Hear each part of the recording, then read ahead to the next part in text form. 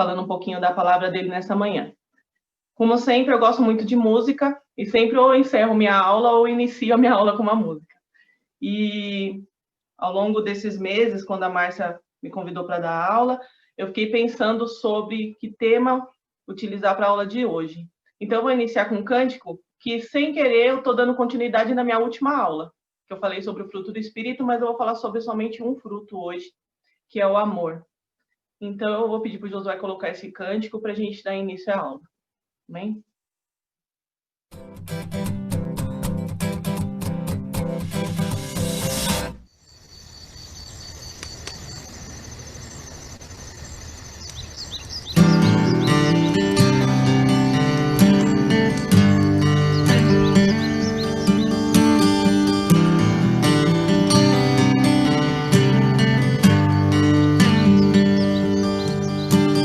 Vejo que não sou quem eu devo ser, mas por tua mão já não sou quem fui. Liberdade, amor em meu interior, fruto do teu Santo Espírito.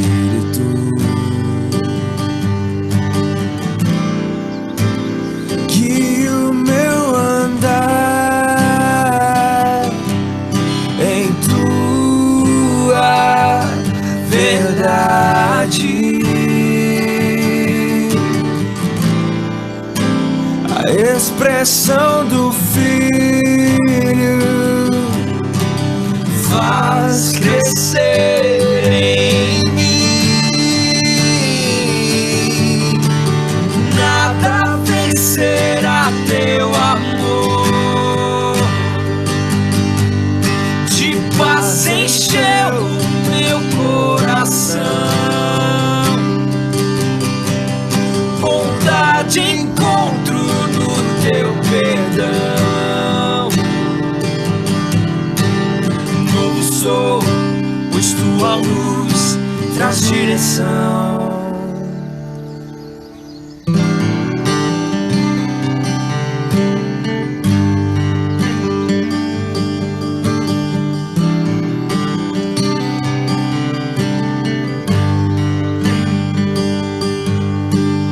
Vejo que não sou quem eu devo ser, mas por tua mão já não sou quem fui.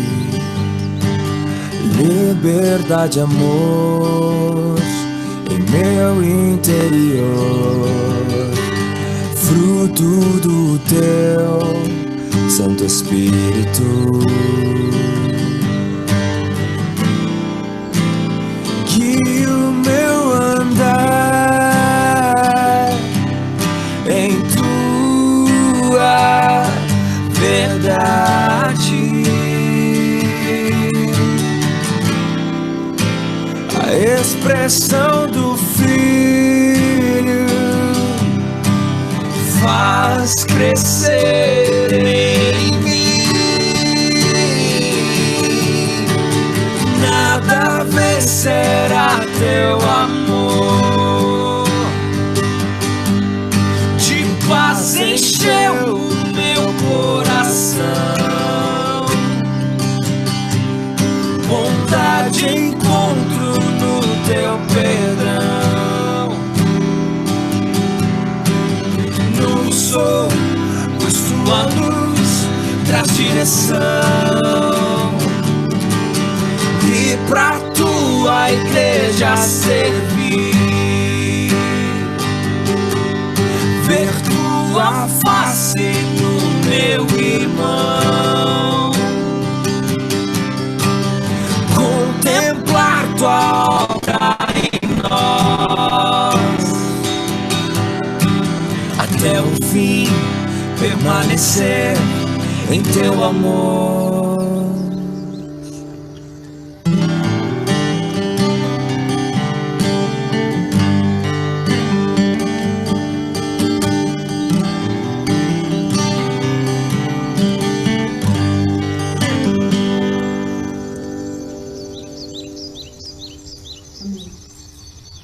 e para a tua igreja servir, ver tua face no meu irmão, contemplar tua obra em nós até o fim, permanecer em teu amor. Permanecer em teu amor. Isso tem a ver com a relação, de Deus, gozam e depois um com os outros, tendo por base sua união com Cristo. Então, hoje, nós vamos refletir e estudar um pouquinho sobre a mutualidade cristã. E o texto base, eu vou pedir para o Josué ir conduzindo o PowerPoint. Pode passar, Zu. Os textos que eu utilizei para essa aula estão lá em 1 João 4, de 7 a 12, e João 13, de 31 a 35.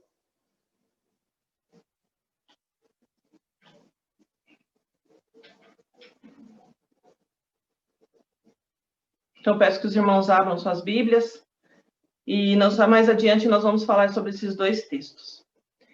Então, o que é mutualidade?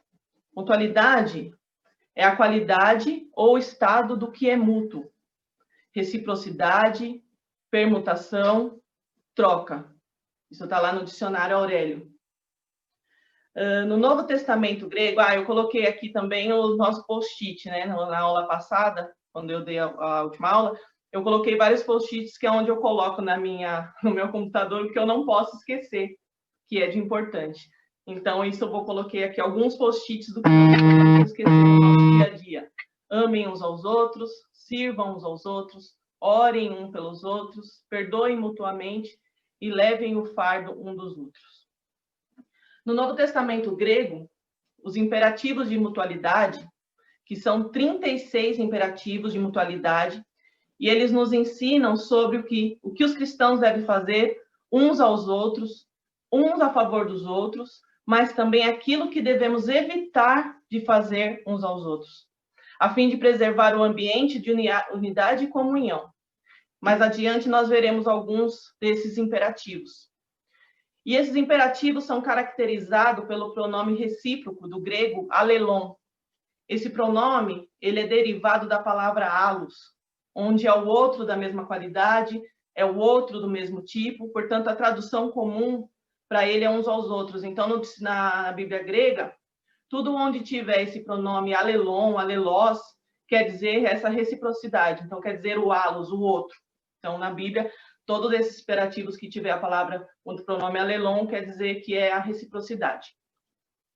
Então, lá no texto de Efésios 4:25, né, em grego diz esmen alelon meli, que quer dizer somos um dos outros membros ou somos membros um dos outros. Pode passar.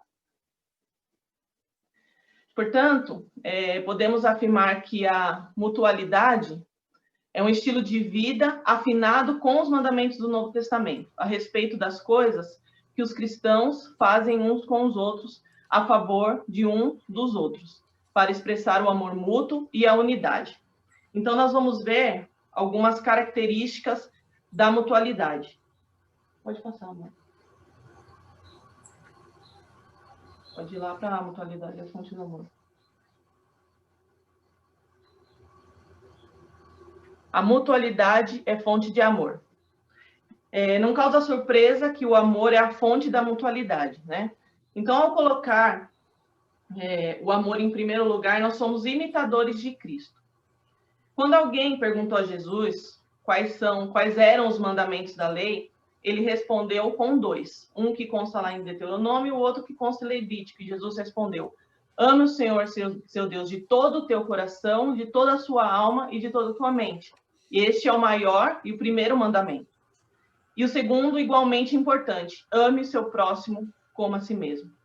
O apóstolo Paulo, lá no texto de Gálatas, no capítulo 5, verso 22, ele refere-se ao amor como o principal aspecto do fruto do Espírito. Ou seja, se nós não tivermos amor, nada vale os demais, né? Que é a paciência, é a amabilidade, bondade. Então, não tem como existir os outros se não existir o amor.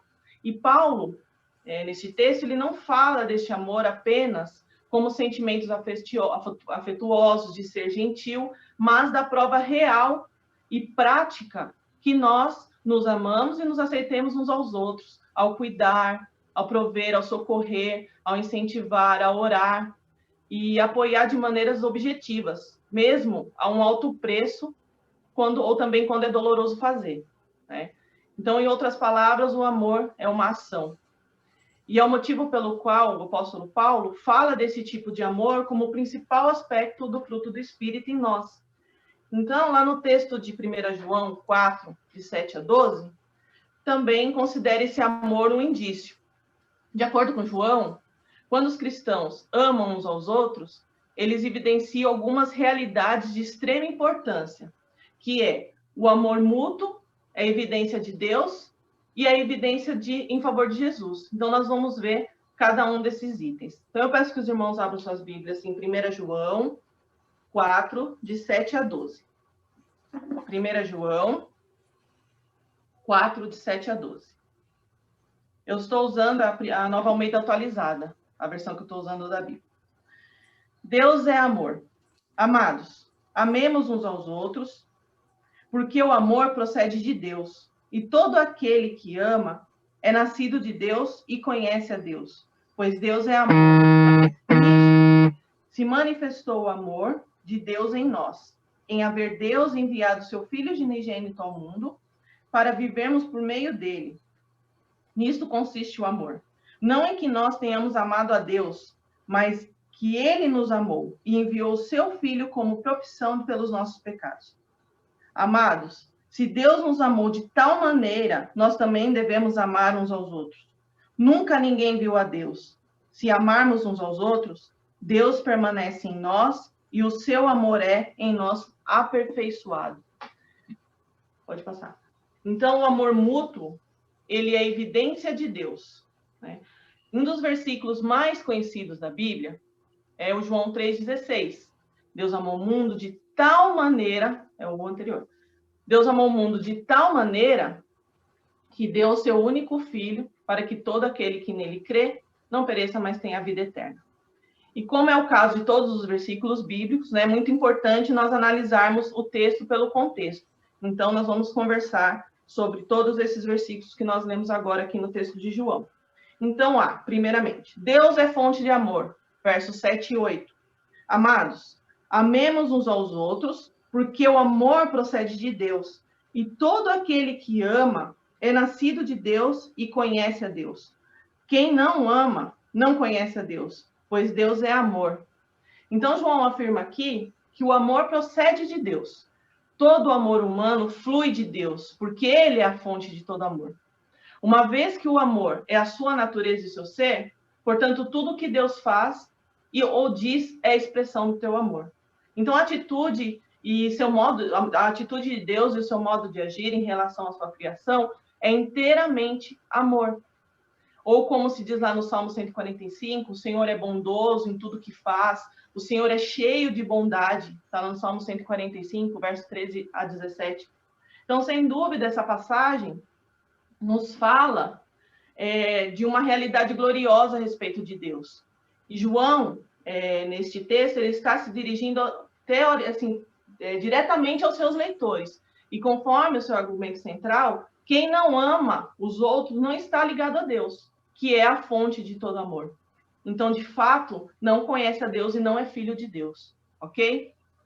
B, Deus nos prova e exemplo do seu amor, do verso 9 até o verso 11. Nisto se manifestou o amor de Deus em nós, em haver Deus enviado o seu Filho unigênito ao mundo para vivermos por meio dele. Nisso consiste o amor, não em quem tenhamos amado a Deus, mas ele nos amou e enviou o seu Filho como propiciação pelos nossos pecados. Amados, se Deus nos amou de tal maneira, nós também devemos amar uns aos outros. Então, João aqui, ele volta ao cerne do Evangelho. Como sabemos que Deus nos ama? Sabemos que Deus, o Pai, entregou o seu único Filho e que este Filho se entregou voluntariamente para nos salvar da morte e nos dar a vida eterna. E é uma verdade maravilhosa do Evangelho registrado em João 3,16, porque se a gente imaginar assim, Deus amou o mundo de tal maneira, é uma coisa que a gente não consegue imaginar, né? Então, esse Deus amou o mundo de tal maneira, está ligado ao quê? À cruz. que é a prova suprema do amor de Deus para conosco. Então, a cruz não é apenas o meio pelo qual nós somos salvos, também é o modelo para que nós vivemos de forma de que devemos viver. Como diz o João, o amor de Deus é provado na cruz e é modelo e exemplo para seguirmos. Visto que Deus tanto nos amou, assim devemos amar. É simples assim, irmãos. Não tem muito segredo nisso. Se você está tendo dificuldade de amar os outros, como acontece com frequência, nós sabemos disso, nós somos falhos. Então, assim, por N motivos, então há duas coisas que nós devemos fazer. Se nós não estamos fazendo, nós vamos fazer agora, a partir de agora.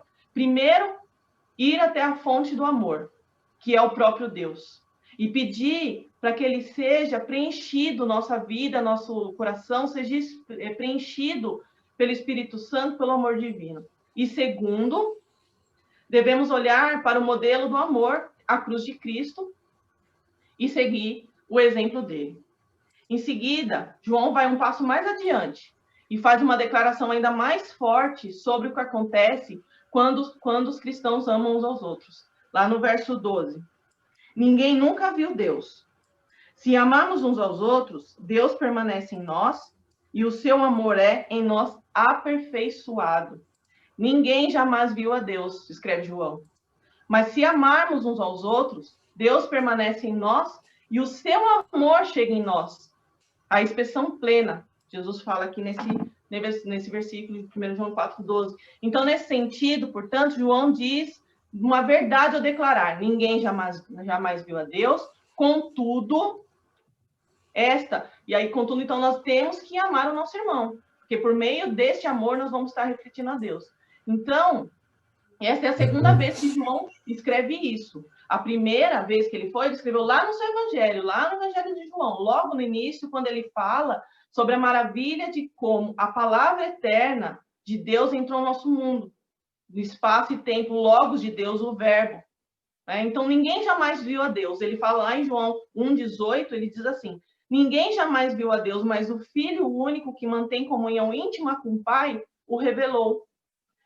Com isso, a palavra se fez carne, o Logos, tornou Deus visível. E na pessoa de Jesus Cristo, Deus foi visto, ouvido e tocado. Então, João, ele enfatiza aos seus leitores dessa verdade no começo da carta.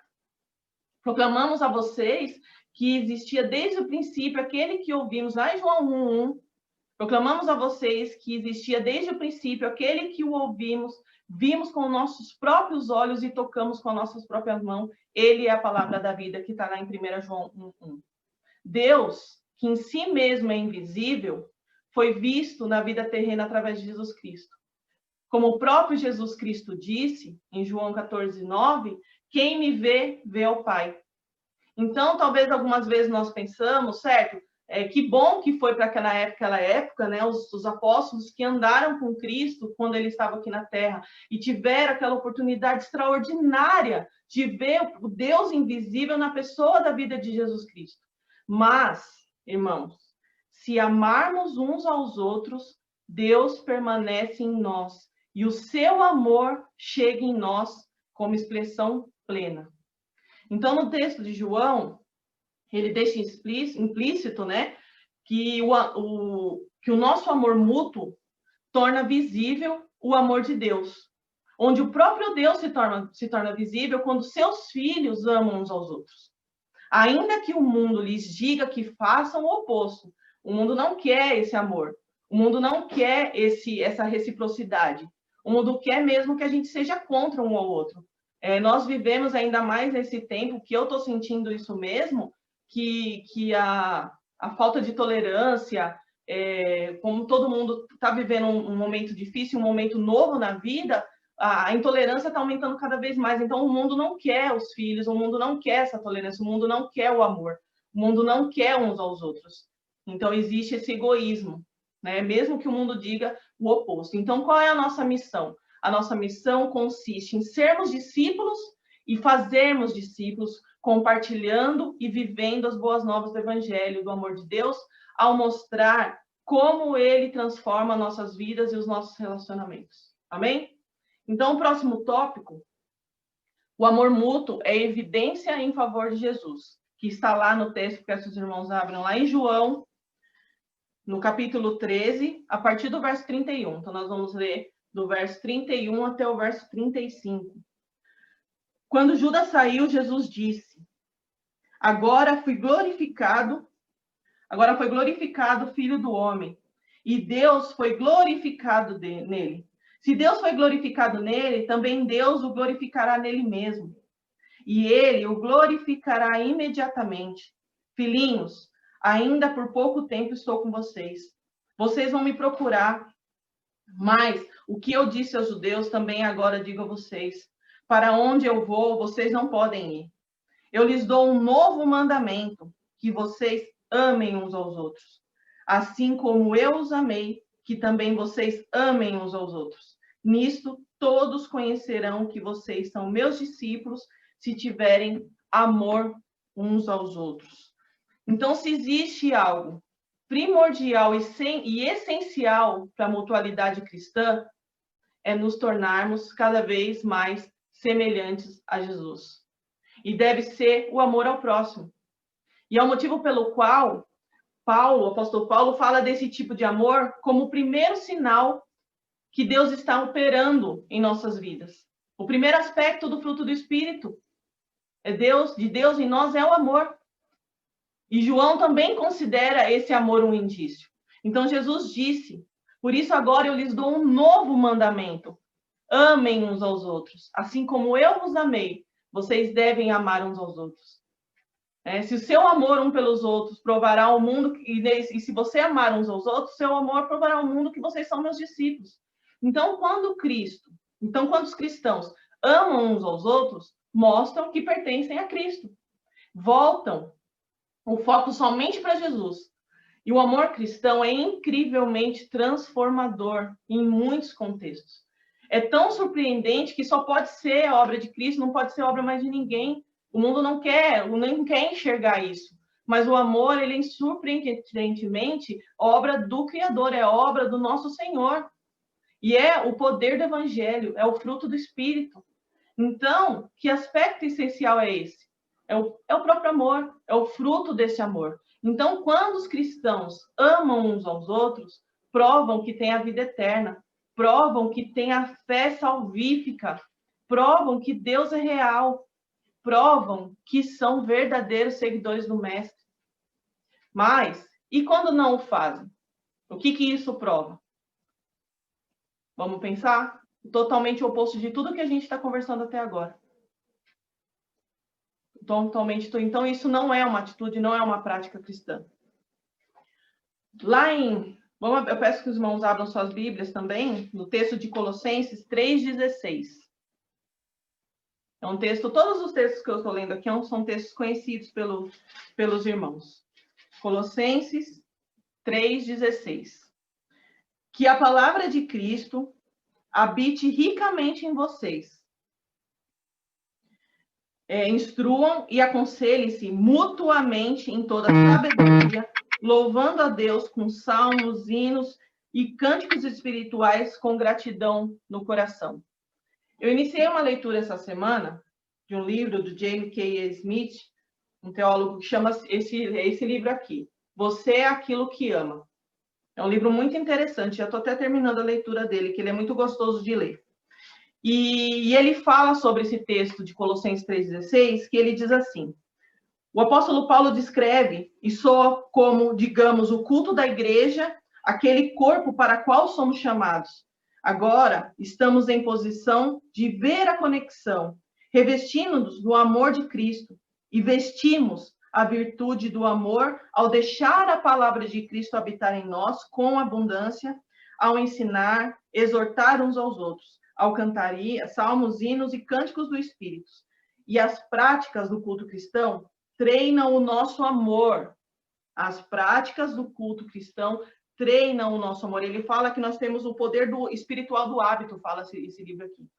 Então, ou seja, são práticas para o reino vindouro, habitando-nos como cidadãos do reino de Deus. Aprender a amar a Deus exige prática. Os post-it lá do início da aula. é a prática de todos os dias. Então, amar a Deus exige prática. Nós temos que praticar isso o tempo todo. Então, a expansão da igreja no mundo está ligado ao quê? À prática da mutualidade, que é a verdadeira comunhão da igreja. E isso é uma questão vital para a igreja de Cristo caminhar. Então, nós vamos falar um pouquinho agora sobre aqueles imperativos que eu falei no início da aula, que são 36 imperativos, que falam do alelon, que falam da mutualidade. Não vamos falar de todos, né? Porque se nós formos ler todos os imperativos aqui, nós não vamos sair daqui hoje, porque é muita coisa. Mas eu coloquei todos os textos que estão ligados a isso. Então, depois eu peço para o Josué colocar lá no Facebook, nas mídias sociais, para que os irmãos depois estudem e vejam aonde estão aqueles textos, tudo que nós vamos falar sobre esses imperativos, aonde está nas escrituras, ok? Pode passar.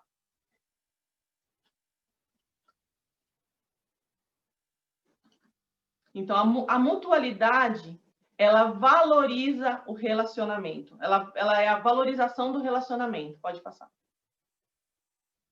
Então, tem alguns textos aqui onde a mutualidade valoriza os relacionamentos. Amemos uns aos outros, João 15:12.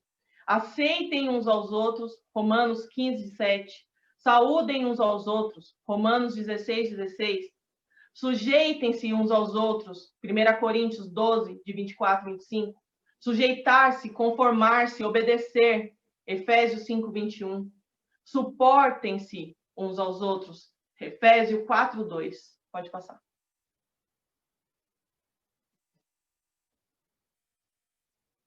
A mutualidade protege o corpo contra a poluição e a infecção da igreja. A mutualidade, ela ajuda que o corpo não se polua, né? Então, a mutualidade, ela ajuda e protege o corpo dessas coisas que fazem mal à igreja. Não nos tornemos presunçosos uns aos outros. Pode passar, Ju. Eu passei, eu mudei aqui. Não tenha inveja um dos outros. Não deixem de julgar uns aos outros, Mateus 7:1.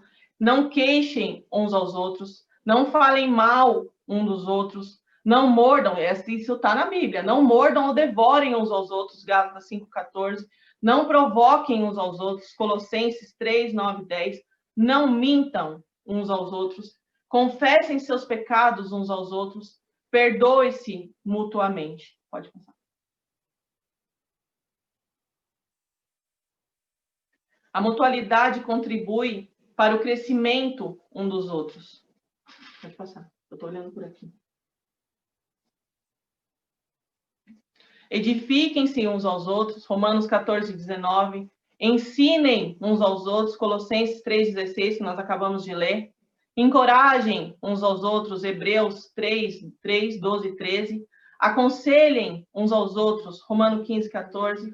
Falem com salmos, hinos e cânticos espirituais, Efésios 5, 19 a 20. Pode passar.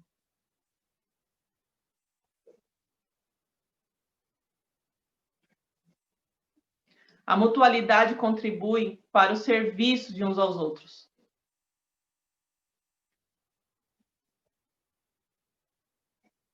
Sirvam uns aos outros, Gálatas 5, 13. Levem os fardos pesados uns dos outros. Sejam mutuamente hospitaleiros. Sejam bondosos uns para com os outros. E orem uns pelos outros. Então, irmãos, Deus, ele nos aceita do jeito que somos, com nossas qualidades e com nossos defeitos. E quantas vezes nós somos egoístas a ponto de julgar o outro, a ponto de querer que o outro seja como nós queremos que ele seja. Não é? Quantas vezes a gente fica emburrado com o jeito, nem conhece a pessoa, só o jeito da pessoa ser, a gente já fica emburrado com a pessoa, ou alguém fala alguma coisa que não é agradável aos seus ouvidos, você já não quer saber, você não perdoa, porque não foi aquilo que você quis ouvir. Então, muitas vezes nós somos egoístas. Por isso que a gente tem que fazer essa prática diária da mutualidade. Né? Então, o Senhor, ele nos aceita do jeito que a gente é. E quem somos nós para não aceitar o outro da forma que ele é? E isso faz a comunhão da igreja. Esse é o corpo. Não é? Esse é a igreja, é dessa forma que a igreja primitiva fazia. Não que eles não tinham também seus defeitos. A gente, aqui no livro de Atos, lá no capítulo 4, ele fala da igreja, mas com certeza lá eram pessoas diferentes, que tinham suas qualidades, que tinham seus defeitos, era reclamão, de tudo. Mas o que ele fez? Da multidão dos que creram era somente um, com toda a sua diversidade, com todos os seus defeitos, com todas as suas diferenças, eles se ajudavam mutuamente. É claro no texto lá no livro de Atos, que também é um texto bastante conhecido. Então, a gente precisa combater, nós como igreja, precisamos combater esse tipo de crise que acaba com a comunhão da igreja. Eu não estou falando da IPI da Viliara, eu estou falando da igreja como um todo. Da igreja como um todo. Eu tenho certeza que todos nós convivemos com cristãos todos os santos dias, tanto com cristãos e não cristãos. Então, tem que começar... E aquela música Começar em Mim, eu coloquei de uma forma proposital. Então, tem que combater a partir de nós. Precisamos combater esse tipo de crise que acaba com a comunhão da igreja, que acaba com a mutualidade da igreja. E o remédio para combater essa crise é a prática dessa mutualidade. Isto é, todos os irmãos envolvidos em favor um dos outros. Todos praticando de modo feliz e eficiente os ministérios coletivos da igreja. E cada um praticando o dom que o Senhor nos deu. Cada um praticando o seu dom. E isso é o corpo, onde Cristo é a cabeça. Cristo é a cabeça da igreja. E nós somos o restante do corpo. Para completar essa obra, como a gente cantou no início. Né? Completa a tua obra em nós. Até o fim permanecer no teu amor. É assim. Essa é a igreja de Cristo. Essa é a igreja de Cristo. Eu quero pedir para o Josué colocar novamente aquele cântico A Começar em Mim, para todos nós cantarmos juntos esse cântico.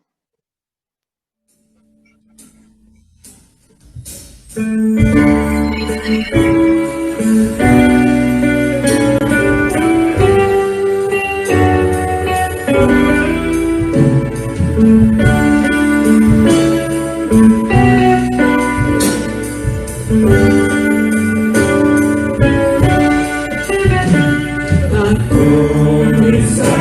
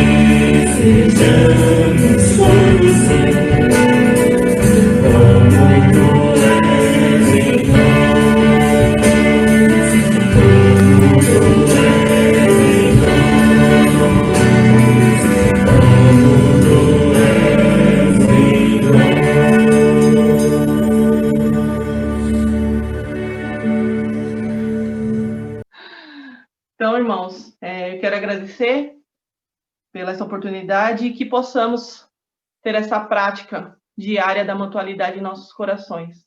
E é assim que a Igreja de Cristo vai caminhar rumo ao lar celestial. Muito obrigada. Deus os abençoe.